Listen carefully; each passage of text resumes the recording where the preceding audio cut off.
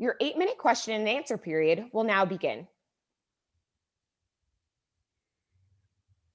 What didn't go well this year, and what did your team learn from it?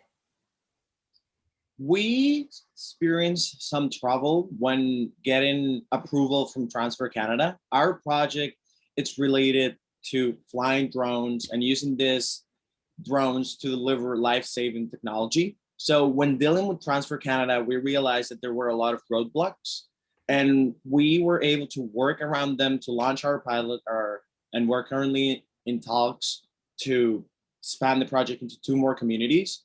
But from these experiences, we learned that putting in the work makes it worth it all the time.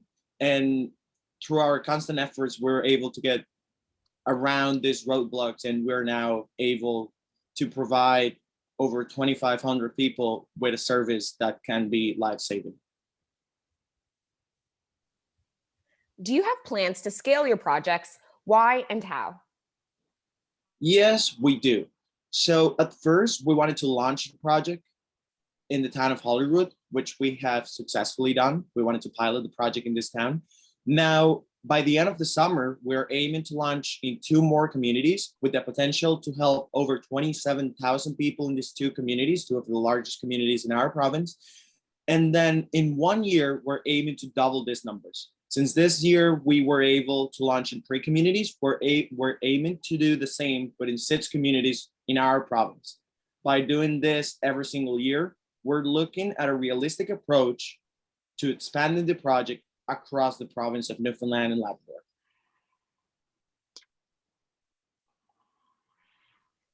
What existing resources has your team leveraged throughout the development of your projects?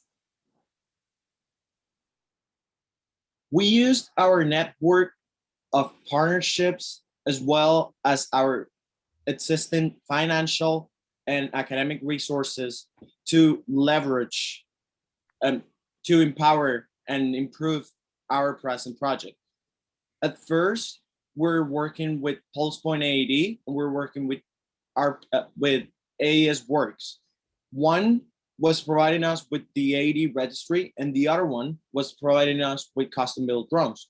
We realized that we needed to pivot, which is why we went back to our roots. We went back to Succeed and the YMCA, people we had worked with before, to change this. They connected us with municipalities, Newfoundland and Labrador, which then connected us with RPM Aerial Services and AED Link, the new AED registry that we're gonna be using to get the government's approval due to liability matters. We're using this AED registry to log AEDs and support and get the support of the provincial government. Similarly, RPM Aerial Services will help us and helped us with the process that we went through to get approval from Transfer Canada. So by leveraging our partners, we were able to network our way to put our project in a position where it is set for future success. Explain what tools your team uses to measure impact. So to measure impact, currently, we're using things such as the amount of participants that we're able to reach. So I know that we've used our social media campaign. We've also been able to provide 40 food hampers to individuals in our province, which have actually provided them with healthy meals, which reduces the CO2 emissions. We've done lots to ensure that all of the participants that we do target are logged and tracked. And eventually, when we are able to save lives, and luckily we haven't had to do that yet, but once that does go in place, we will be able to also track that as well. We've also educated 1,678 kids through our Sustainable Superheroes curriculum about heart health education, which was a big win for us this year. Right.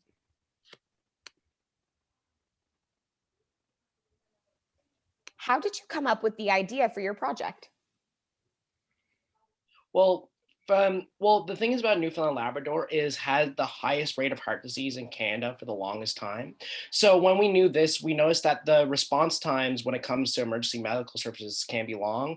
And on top of that, not only are response times high, but AEDs are also sparse. On top of 41% of our province actually being rural. So we did this by providing a needs assessment, seeing that there was a need and what would be the innovative solution to cure this problem. We then partnered with experts as well as partners to help launch our drone project and everything to make sure that we're not only doing it sustainably, but we're doing it effectively and responsibly.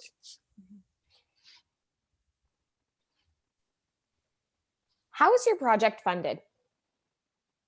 Well, we originally had an approach where we thought that the potential of saving both lives and money would be sufficient. But thanks to last year's feedback and constant communication with our partners and stakeholders in the project, we realized that we needed to create a revenue model to make this project sustainable in the long term.